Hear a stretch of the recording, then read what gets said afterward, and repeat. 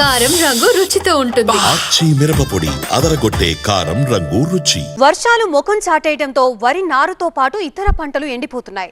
July నాటికి పచ్చదనంతో కలకలలాడాల్సిన భూములు పగుళ్లు బారుతున్నాయి. నిజామాబాద్ జిల్లాలో సాగునీటి తిప్పలపై TV9 ground report.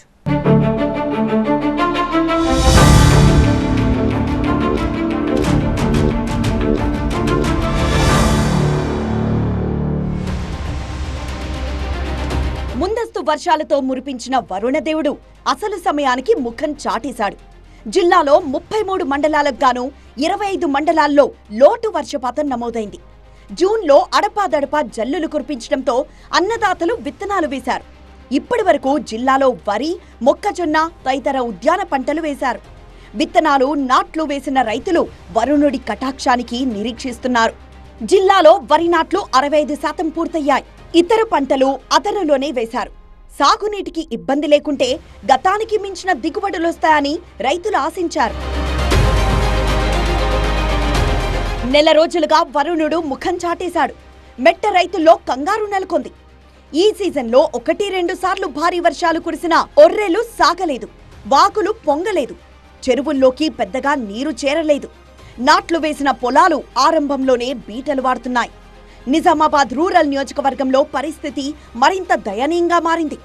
Dichpalli, Indalwai, Sirikonda, Dharpalli మండలాల్లో వరి మళ్లు ఎండిపోయి బీటలు వాడుతున్నాయి.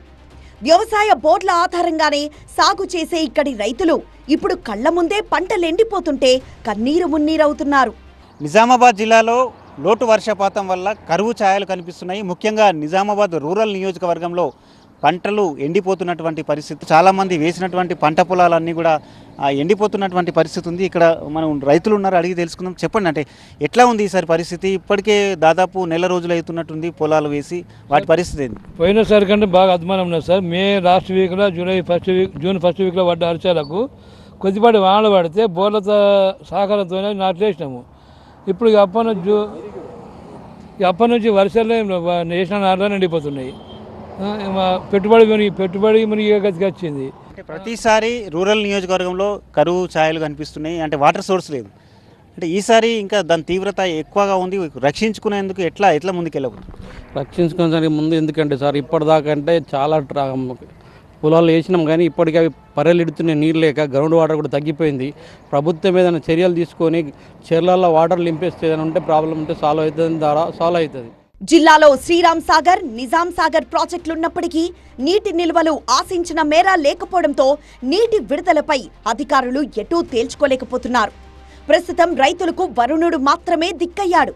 ఇక వర్షాలు పడితేనే పండుతుంది, వర్షాలు లేకపోతే మొత్తం పండాయి. ఈసారి వర్షాలు లేవు, వేసినా మొత్తం ఎండుతుంది, మొత్తం పరిగెడుతుంది. ఆడ ఇక దానికి ఇంకొక 4 రోజులు అయితే బోరు కూడా అంత లేవు, నీళ్ళు ఎంతకంటే అలా అటు ఇటు ఎక్కడికి అంత లేవు. ఇవాళ కౌలుకు చేసిన భూములు కూడా ఎండుతున్నాయి. అన్న, నాకు ఒక 4 ఎకరాలు ఉంటుంది అన్న. నేను దగ్గర 15 ఎకరాలు కౌలుకి వేస్తా. మాకు వాస్తవానికి వాటర్ ఫెసిలిటీ వచ్చేసి ఇంతకుముందు గతంలో 26-21 ప్యాకేజ్ ఏదో చెప్పి మంచి ప్రాజెక్ట్ అని చెప్పారు. కానీ మేమేమంటున్నామంటే డిచ్పల్లి, ఇందల్వాయి, దర్పల్లి ఈ 3 మండలాలకు మాకు అనువుగా ఉన్న ఒక టీఎంసీ వాటర్ ఉన్న రామూరు ప్రాజెక్ట్ ఉంది. దాన్ని ఎక్స్టెండ్ చేసేసి మోటార్ల ద్వారా ఒక్కొక్క పెద్ద గ్రామాలు ఉన్న గ్రామాలకు చెరువుల వాటర్ పైపుల ద్వారా వాటర్ నింపితే అక్కడి నుంచి మన రైతన్నలకు మాకు సేఫ్ ఉంటుందన్న. కళ్ల ముందే పంటలు పాడైపోతూ ఉండడంతో సాగునీటి కోసం రైతులు ఆందోళనకు దిగుతున్నారు. నిజాం సాగర్ కెనాల్ ద్వారా నీటిని అందించాలని బోధన్ నియోజకవర్గంలో రైతులు రోడ్డుపై బైఠాయించారు.